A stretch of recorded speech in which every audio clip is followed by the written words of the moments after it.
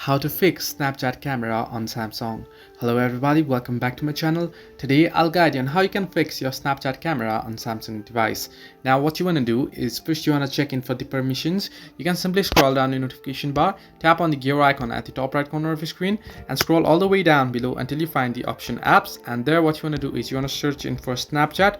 Once you open up Snapchat, here you can see the permissions. You want to simply tap on it and you can see the camera option there. You want to make sure you have allowed it and it's not on don't allow.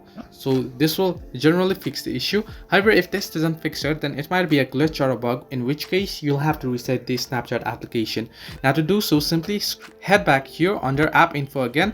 You want to head into the storage option, and at the bottom you can see manage storage options. Simply tap on manage storage option right there and you can see delete app data. Snap will permanently delete the following app data from your device, snaps and chats and such. So you want to simply tap on delete and this will reset your app data, and once you open it up, this should fix the issue. So this way you can fix Snapchat camera on Samsung. Hope this helped you. Do like and subscribe, and do not forget to leave a comment down below if you have any further issues.